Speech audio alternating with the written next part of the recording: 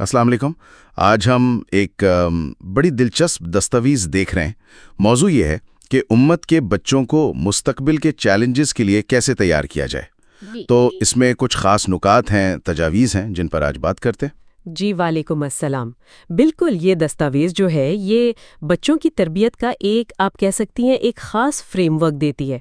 और इसमें सिर्फ पढ़ाई लिखाई नहीं बल्कि दीन, तारीख़, अखलाक, यहाँ तक कि जिस्मानी पहलू सब शामिल हैं। तो देखते हैं ज़रा गहराई में कि क्या अहम बातें हैं इसमें। बिल्कुल। अच्छा, तो सबसे पहली बात जो बुनियादी नुक्ता है वो है ईमान और अमल की पुख्तगी।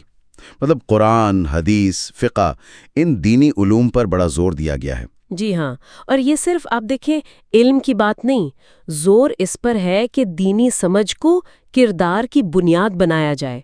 यानी ये जो अकायद हैं, उसूल हैं, ये रोज़मर्रा ज़िंदगी में फ़ैसलों में नज़र आएं। एक तरह से नज़रियाती बुनियाद फराहम करने की कोशिश है ताकि बच्चे अपनी वैल्यूज़ पर कायम रहें। अच्छा, सही।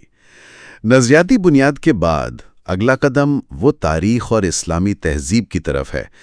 दस्तावेज़ कहती है कि बच्चों को अपनी हिस्ट्री, खिलाफतें, जो अहम लोग गुजरे हैं, उनके बारे में पता होना चाहिए। इसका क्या मकसद हो सकता है? ये नुक्ता वाकई काफ़ी दिलचस्प है। बात सिर्फ पहचान या माजी से जुड़ने की नहीं है, बल्कि दस्तावेज़ का जाविया ये लगता है कि तारीख़ से सबक सीखना है। यानी माजी में जो कामयाबियां हुईं उनसे हौसला मिले और जो गलतियां हुईं उनसे सीखा जाए ताकि मुस्तकबिल का प्लान बेहतर बन सके। गोया तारीख को एक अमली उस्ताद के तौर पर देखा जा रहा है। यानी माजी से सीखकर हाल को बेहतर बनाना।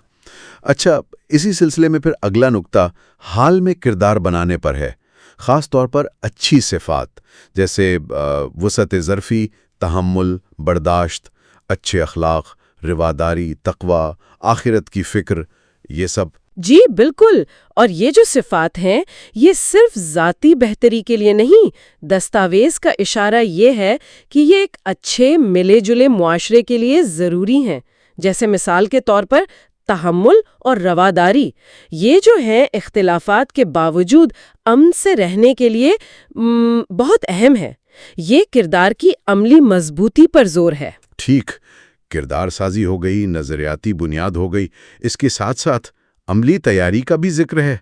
जिस्मानी फिटनेस, वर्जिश और कुछ खास महारतें भी, जैसे तैराकी, घुड़सवारी सीखने की बात है। ये पहलू क्यों अहम समझा गया? देखें, ये एक तरह से खुद इन्हिसारी की बात है और अमली चैलेंजेस का मुकाबला करने की तैयारी भी। मतलब सिर्फ नज़रियाती या अखलाकी तौर पर मजबूत होना काफ़ी नहीं होता। ज़िंदगी में जो अमली मुश्किलात आती हैं, जिस्मानी ज़रूरतें होती हैं, उनके लिए भी तैयार होना चाहिए। सेहतमंद जिस्म, अमली महारतें, ये इंसान को ज़्यादा पुरएतमाद बनाती हैं, मसाइल का सामना करने के काबिल बनाती हैं। तो ये सिर्फ खेल कूद नहीं, ये ज़िंदगी की तैयारी का हिस्सा है। सही। और आखिर में एक नुक्ता मुस्तकबिल के हवाले से है, ख़ास तौर पर जो आने वाले फितने हैं, बेशमूल दज्जाल के फितने के, उनके बारे में ज़रूरी आगाही देने पर जोर है। जी, ये एक ख़ास मजहबी पेशीन गोई और अक़ीदे से जुड़ा हुआ मामला है।